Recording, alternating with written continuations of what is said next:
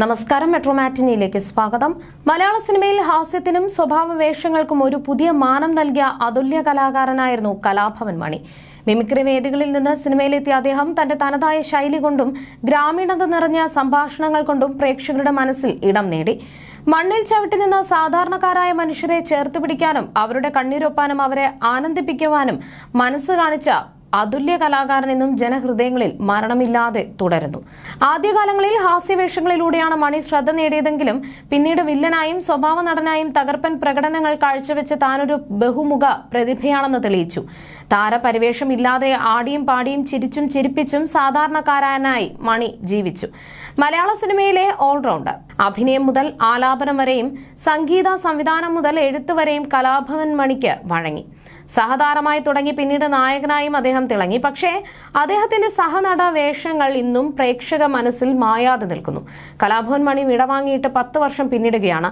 2016 March 6-നാണ് Kalabhavan Mani മരണപ്പെട്ടത്. കരൾ രോഗം ഗുരുതരമായ ചികിത്സയിലിരിക്കെയായിരുന്നു മരണം. മദ്യപാനം മണിയുടെ ആരോഗ്യം പാടെ നശിപ്പിച്ചിരുന്നു. കലാഭവൻ മണിയുടെ വിവാഹം 27 വർഷങ്ങൾക്ക് മുൻപ് വലിയ ആഘോഷമായിട്ടാണ് ചാലക്കുടിയിൽ വെച്ച് നടന്നത്.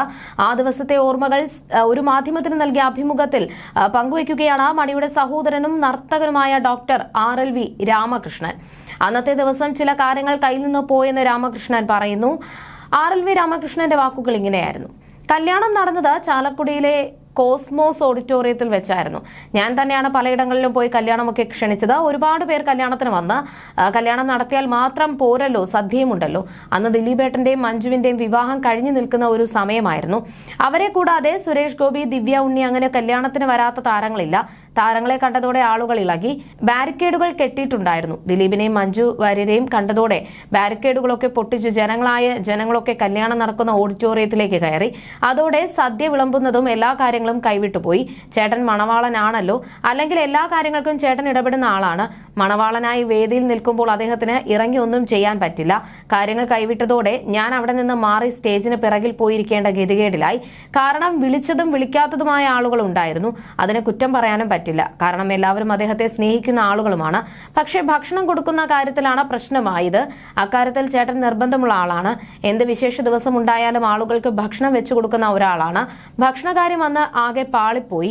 രാത്രി 7 മണി വരെയൊക്കെ ഭക്ഷണം നീണ്ടു. ചേട്ടൻ പറഞ്ഞത് ഭക്ഷണം കഴിഞ്ഞെങ്കിൽ ഉടനെ വേഗം തയ്യാറാക്കി കൊടുക്കണമെന്ന്. ഏത് സമയത്തായാലും ആളുകളെ തൃപ്തിപ്പെടുത്തണമെന്ന് കരുതുന്ന ആളായിരുന്നു അദ്ദേഹം. അത് കലയുടെ രൂപത്തിലായാലും സ്നേഹത്തിന്റെ കാര്യത്തിലായാലും ഭക്ഷണം കൊടുക്കുന്ന കാര്യത്തിലായാലും ഒക്കെ ചേട്ടന്റെ കയ്യൊപ്പ് പതിഞ്ഞിട്ടുള്ള ജീവിതമായിരുന്നു എന്നാണ് RLV രാമകൃഷ്ണൻ പറഞ്ഞത്. അത്രത്തോളം ജനപ്രീതിയുള്ള നടനായിരുന്നു മണി. മദ്യപാനമാണ് നടന്റെ ആരോഗ്യത്തെ കാര്യമായി ബാധിച്ചത്. ഇത് കരിയറിലും ജീവിതത്തിലും പ്രശ്നങ്ങളുണ്ടാക്കി. ഇതേക്കുറിച്ച് retired crime branch SP RK Jayarajan പറഞ്ഞ വാക്കുകളും സോഷ്യൽ മീഡിയയിൽ ശ്രദ്ധ നേടിയിരുന്നു.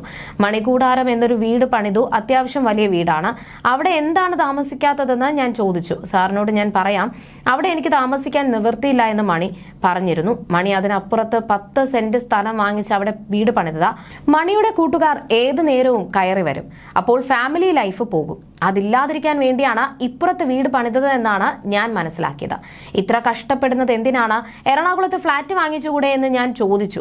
പറയുന്നത് നല്ലതാണ്, പക്ഷെ എനിക്ക് കഴിയുന്നില്ല എന്നായിരുന്നു മണി പറഞ്ഞത്. എന്റെ നാട്ടിലെ ഒരു ഫംഗ്ഷന് മണിയെ വിളിച്ചു. ഫ്രീ അല്ല സാറേ, കോഴിക്കോട് ഷൂട്ടാണെന്ന് മണി. മണിയുടെ ഏറ്റവും അടുത്ത സുഹൃത്ത് എന്റെ നാട്ടിലുണ്ട്. ഈ പറഞ്ഞത് ക്രോസ് ചെക്ക് ചെയ്യടാ എന്തോ എന്ന് ഞാൻ അവനോട് പറഞ്ഞു. ഷൂട്ടുമില്ല, ഒന്നുമില്ല, ആ പാടിയിലെല്ലാം കൂടിയിരിക്കുന്നുണ്ടെന്ന് അവൻ പറഞ്ഞു. കലാഭവനിലെ കുറച്ചാളുകളുമുണ്ട്. അവിടെ ഇരിക്കും, എവിടെയും പോകില്ല. ഭാര്യയൊക്കെ പിണങ്ങി വീട്ടിൽ പോയെന്ന് തോന്നുന്നുവെന്നും അവൻ പറഞ്ഞു. ഇങ്ങനെ പോയാൽ ശരിയാവില്ലല്ലോ, ആരെങ്കിലും ഇടപെടേണ്ടേ എന്ന് ഞാൻ ചോദിച്ചു. ആര് വിളിച്ചാലും ഫോൺ എടുക്കില്ല. ഞാൻ അബു സലീമിനെ വിളിച്ചു. വയനാട് എന്റെ SI ആയിരുന്നു. മമ്മൂട്ടി വിളിച്ചാൽ എടുക്കുമെന്ന് പറഞ്ഞു. മമ്മൂട്ടി വിളിച്ചിട്ടും എടുത്തില്ല.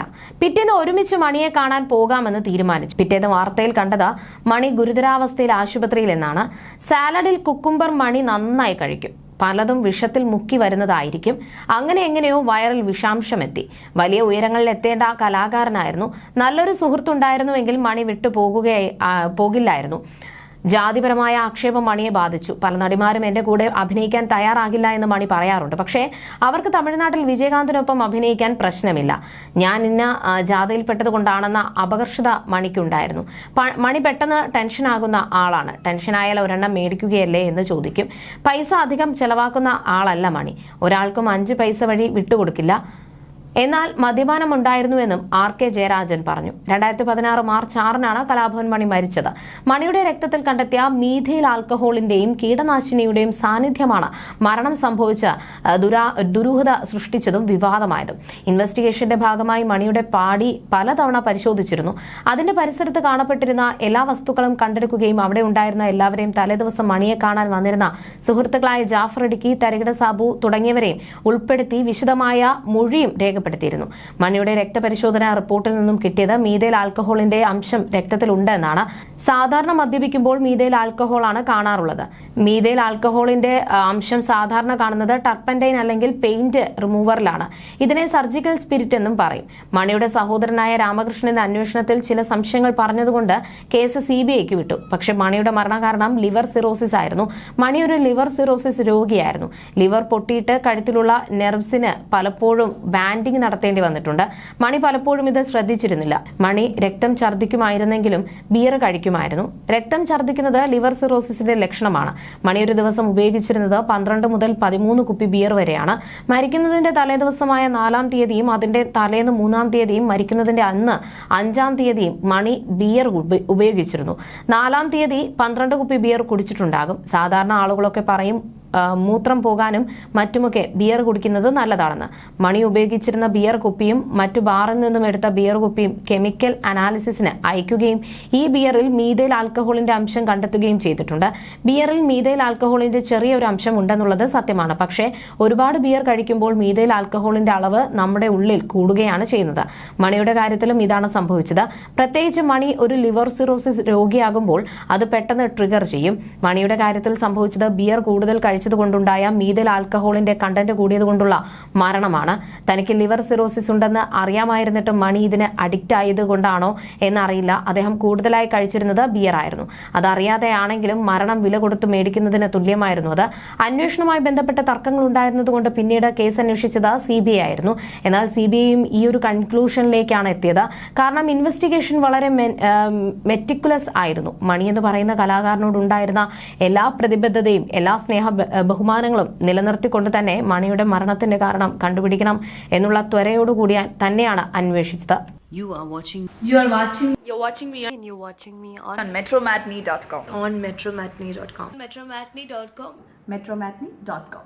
Subscribe for more videos. Subscribe here for more videos. Subscribe now. Thank you.